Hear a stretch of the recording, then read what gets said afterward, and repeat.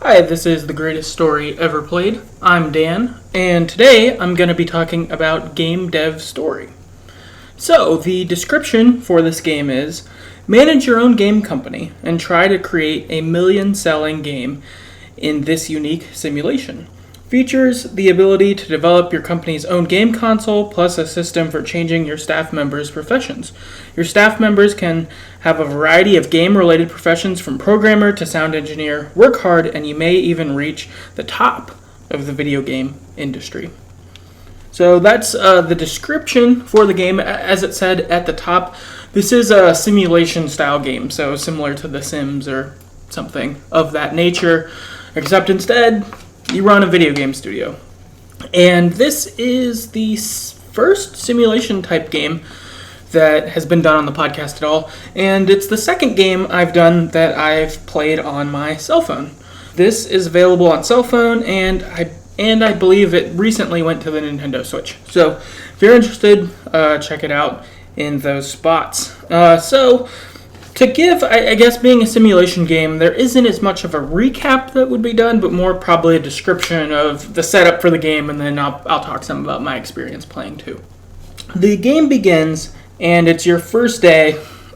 You have a small office. You get to name your studio. So mine was Greatest Story Ever Played Studio. Figured that would work. So you have that, and so there's you, who's the boss. Then there's a secretary who gives you updates as the year progresses, as the game goes, that kind of thing. They're kind of your eyes and ears, so to speak, in that regard. And then you have two employees who are there day one of your company starting. And your options for your day one employees, they're chosen at random, but they can be a coder, a writer, a designer, or a sound engineer. These are kind of the base employees, the base employees' jobs that arrive there. When I played, I had a writer and a coder who started with me. I did do it a couple times before, I messed around with it once or twice before actually playing a full game, and I think one of the times I had a designer and then a writer, or a designer and a coder, I don't remember which, but I had a coder and a writer. That was the beginning of my team, and then each employee that you end up having on your team has 4 kind of stat rankings, and the stats are fun, creativity, graphics, sound, and debugging. And depending on their role, then they have higher attributes in said stats. So, for instance, sound, of course, your sound engineer, they would be probably the best person on your team in sound. Or for graphics, that would be your designer. Your writer is usually better at creativity and fun. Your coder is usually better at graphics and sometimes fun or creativity. And then debugging, I think that's probably a little more random who's good at what. I guess the coder is probably better at that, but those are kind of the skills that your characters or employees will have. And once your company starts, you have the option to choose to start developing games or take on outside projects.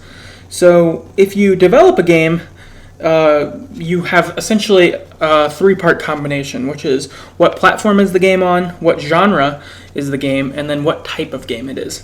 So, for instance, platforms that are in the game are things like PC, using your computer, Game Kid, or Play Status. So throughout the game, what you end up seeing is there's a lot of anecdotes? I don't know if that's really the right word, but words where you know what they are, like Game Kid, oh, Game Boy. Play Status, oh, PlayStation. There's a character named Walt Sidney, things like that.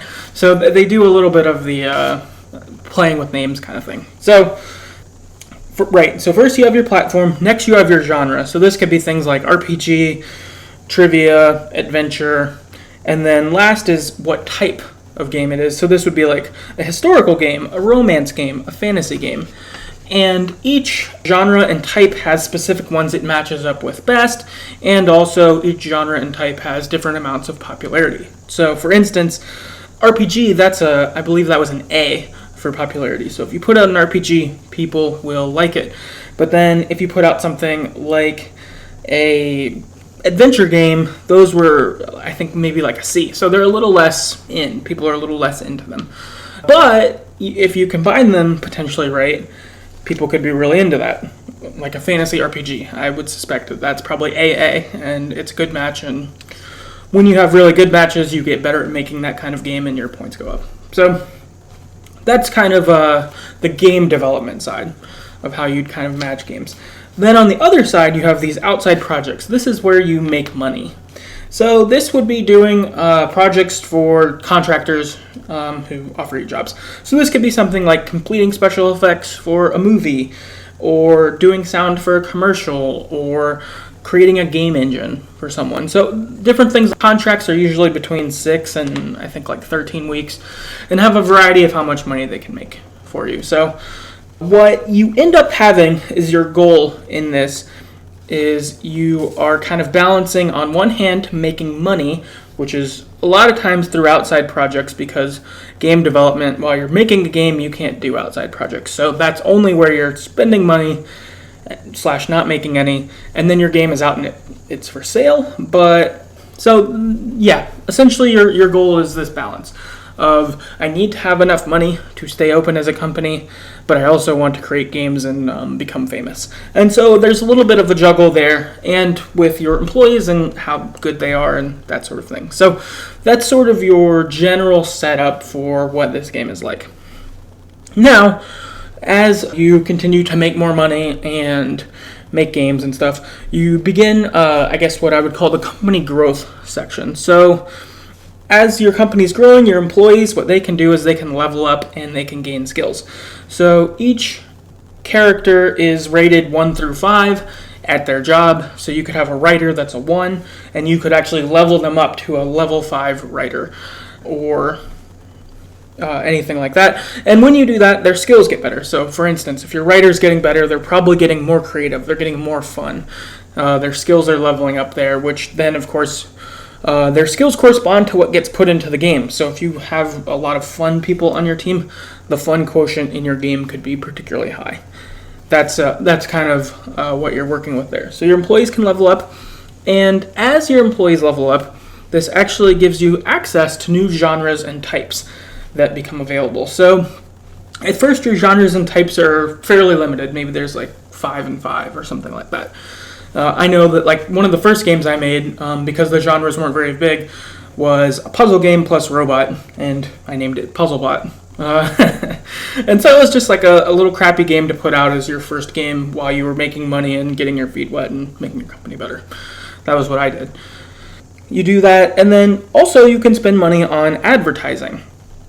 This is good to do, of course, when your game comes out, and you can spend a variety of money on advertising. So I think like cheap advertising options were something like doing a radio ad or printing flyers or something like that. And then your expensive ones, as your company gets really big, you could like hire a blimp and like junk like that. So there's a variety of options with your advertising, but if you advertise, well, when your game comes out and your game is good, it could cause your game to sell more, which of course makes you more money. And then also what you can do is you can spend money on console licenses. So as the game simulates, so it simulates in a week-by-week fashion, and the free version, I believe, goes up to 5 years, and the paid version goes up to 20 or 25. So you're up against that. But as time goes on, consoles get released, and you see them sort of follow what the consoles in real life did. So, you've got like Nintendo would be Nintendo, and then you see like Nintendo 46 or something like that. You see them kind of grow up that way. And so you have to pay to have a license for the game. So when it starts off, you automatically have a license to make PC games, because anyone can do that. But to necessarily make a game for Nintendo or PlayStation or whoever, you have to get a license to do that, and it costs some money to do it, but then you're making games on that for a while. So you're kind of weighing these options as you're pursuing growth. You don't have the money to get licensed for, every system. You may not even want to, and so it's kind of basing, is this a good license to get? And when you look at prospective licenses to buy, it will say like how popular this console looks to be, what age demographics playing it, and all that sort of stuff. So you've got a lot of options ahead of you as to how you want to build your company. Now, as I mentioned, the game goes by on a week-by-week basis, but But there are several yearly events that always occur. The first yearly event that's important that always occurs is you have to pay your employees. So your employees, they have salaries and stuff like that, but they aren't paid on a week-by-week basis. They just get paid once a year, and it deducts their full salary at that time. So it's important at this point to have enough money in the bank from projects or your game selling that when your employees' deductions happen, that you don't just go bankrupt or lose your money. You need to have your money there. So that's one thing. Another thing that happens is the Global Game Awards. And there's several awards that happen at this time. There's the best designed game, the best music in a game, the worst game, the runner-up to Game of the Year, and then lastly, of course, Game of the Year. So these game awards, they're big. If you win awards, your company, of course, gets more accolades, more fans, thus more sales. You can make more games, put more money into your games, you can hire more employees. That's something that goes on too, is you're able to do more, spend more money. Also, when you're doing games, you can hire outside people, and those also range in abilities.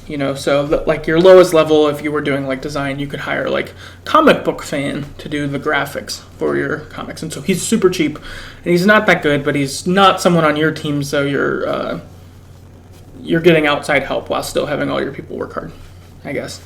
So you have like that as an option, but then you could also like hire someone whose name would be like Walt Disney and do their graphics, and they're super expensive, but they're really, really leveled up on their stats. So you kind of have those weighing outs to do. And then the last yearly event that's worth highlighting is Game Dex. So this would be like a con, like E3 or something like that.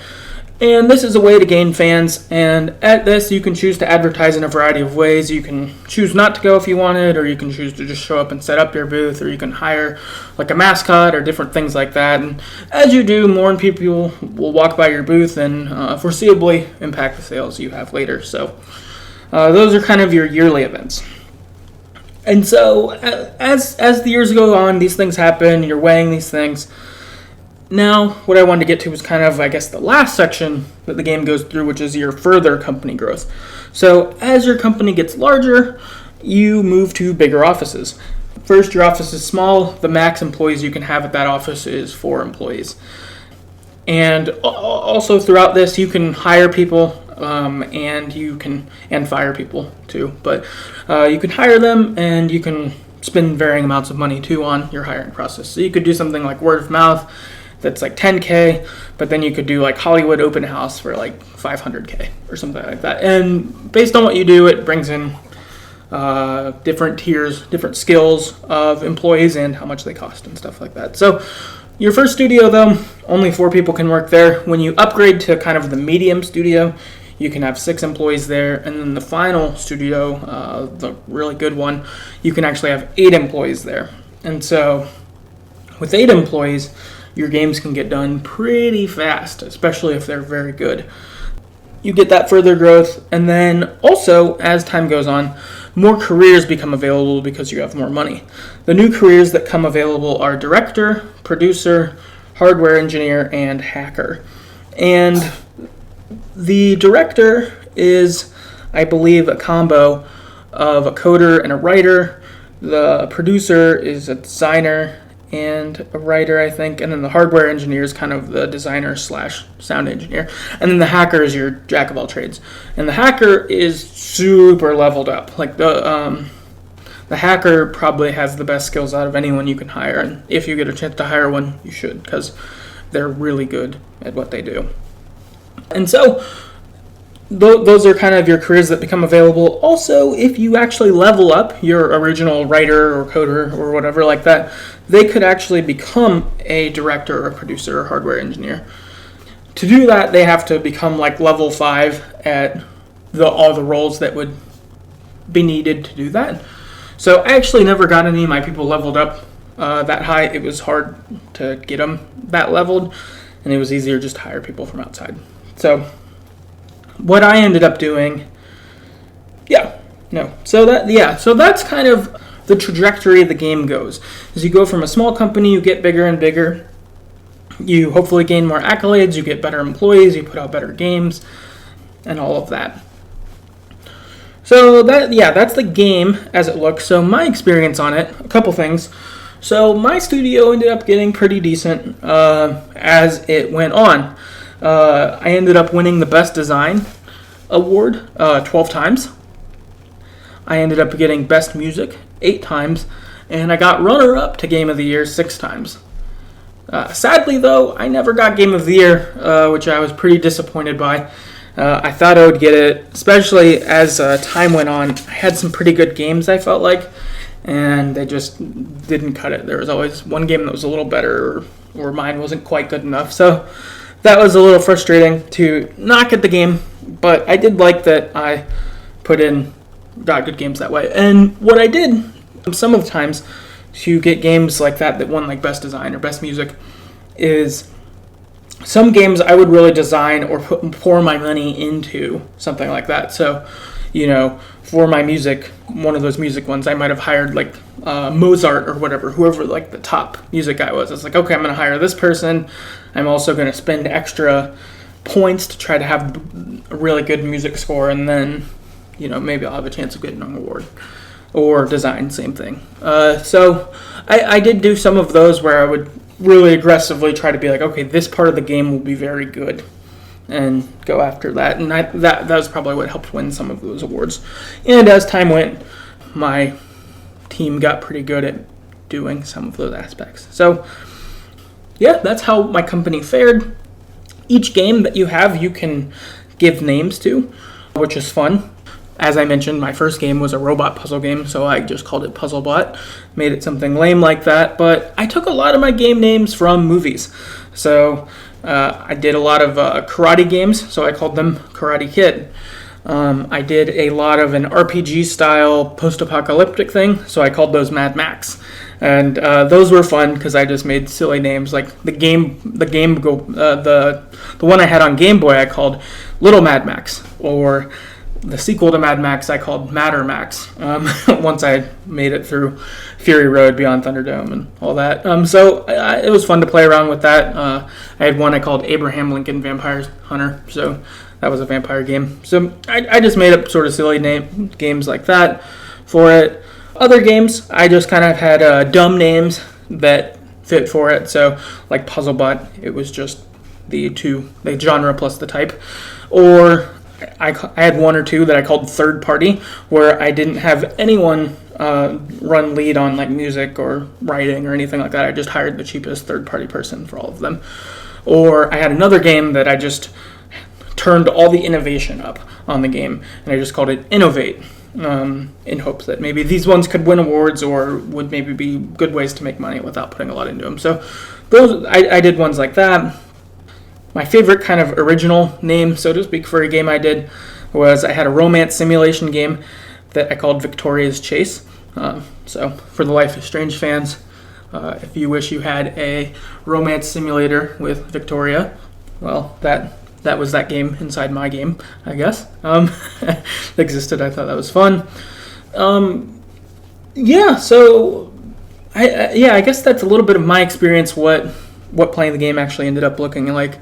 So I guess last I wanted to just do some general thoughts. And the first one I have is that this game is super addicting. I downloaded it because in Blood, Sweat, and Pixels, Jason Schreier mentioned it as a game somewhere, maybe in like the preface or something like that. And I was like, okay, I'll check this out. And I found the free version. And I started playing it for like a half an hour.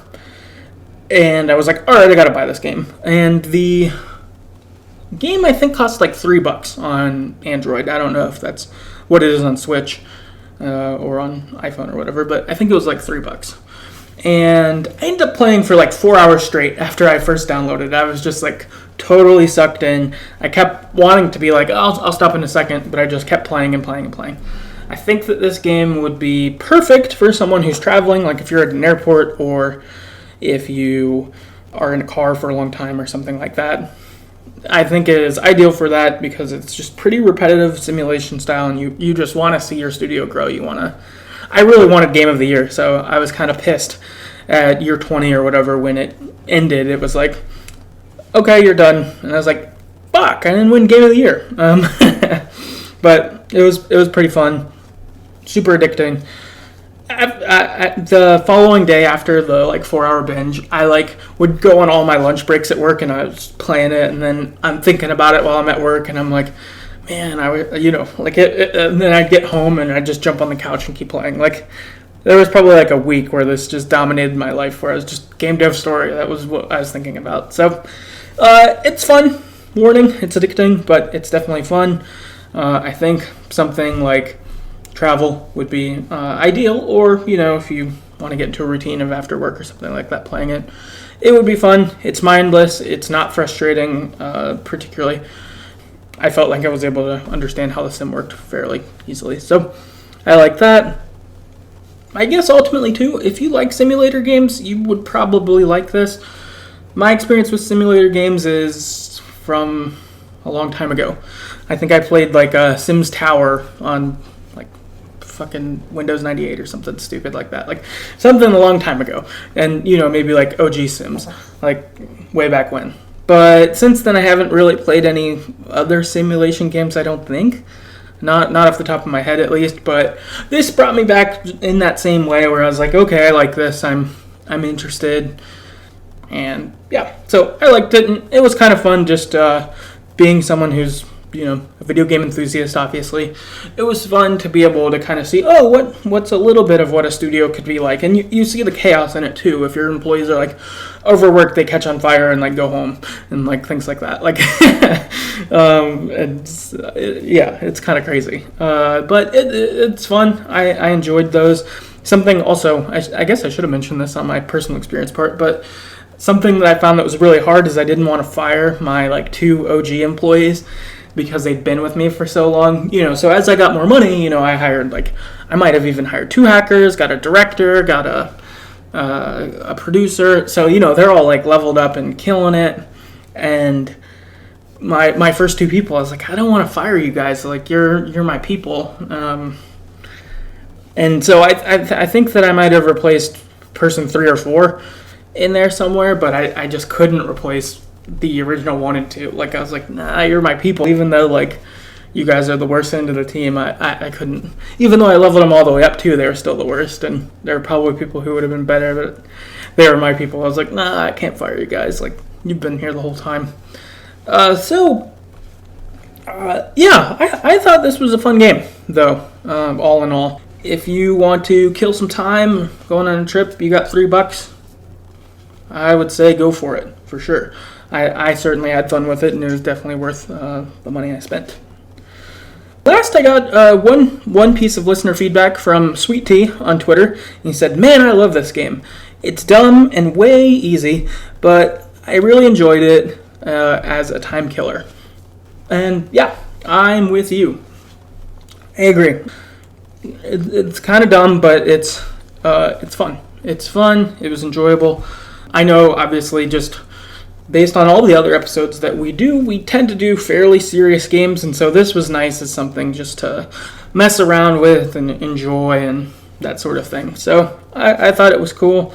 I hope you check it out if this sounds like something you would like, and I hope you enjoy it. I think if I play again, I would like to try to come up with more original names for my games instead of just doing movies, but that, it was fun to just kind of fit them that way, but I don't know.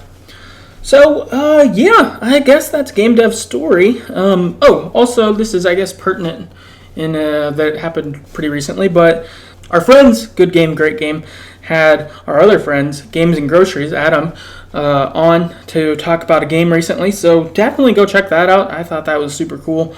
I enjoyed the episode a lot, so definitely go check them out if you are looking for more podcast.